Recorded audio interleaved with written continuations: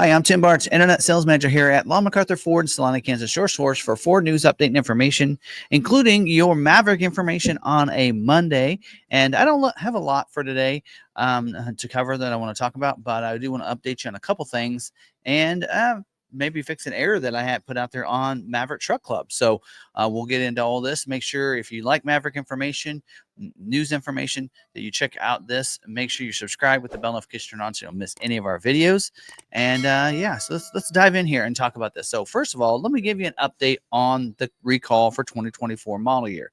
So Ford thought they had the fix, and we were supposed to, I think at the end of last week, we were supposed to have the fix for the recall. And evidently, from what I understand from today's dealer council update or meeting that they had, is that the recall is not ready yet. So what they thought they had that could fix it didn't work. And so they don't have an ETA. So they went from, now they're saying there's no ETA on it. So they went from actually having an ETA of Q1 to not having an ETA at all, which is a little concerning to me.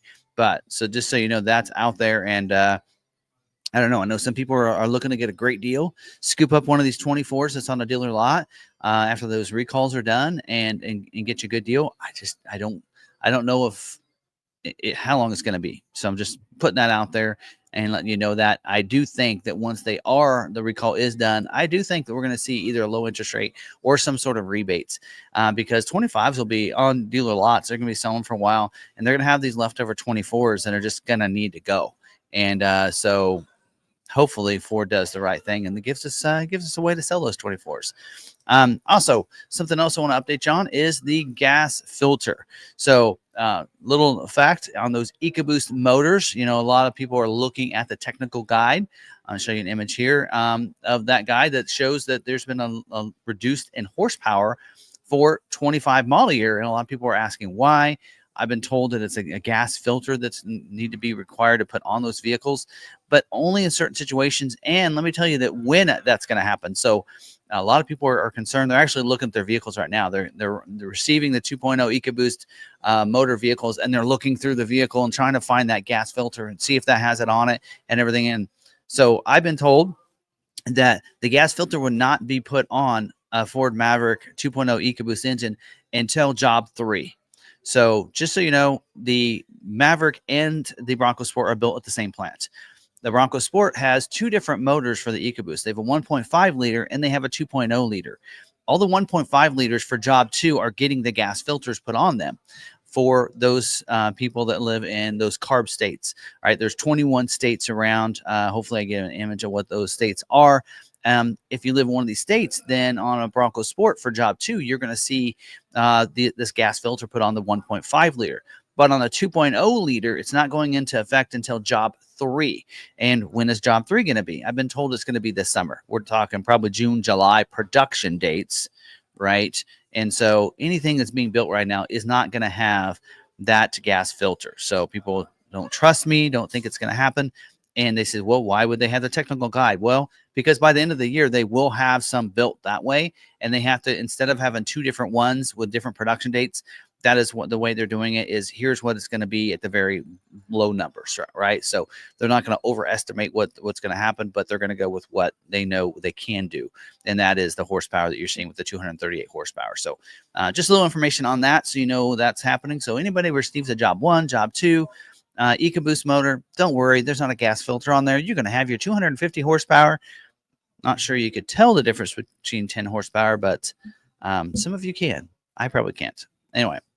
All right, lastly, I want to talk about the black appearance package because I posted something on the Maverick Truck Club about I think the graphics are different between an XLT and a Lariat trim. I think they're darker on an XLT versus the Lariat trim. Because I'm going to show you an image that we had a vehicle in here in the showroom with nice lighting directly on those stripes there on the hood. And you could see a really light gray there in the middle. And then we got one on the lot that came in an XLT and it looked darker. And I'm like, hey, there's two different colors. But then when I got them in the picture building and we pictured them, the green one as well as the white one, we noticed they are the same color. So I was completely wrong. And that I thought there was two different colors. And I thought, well, hey, XLT has a different color than that Lariat.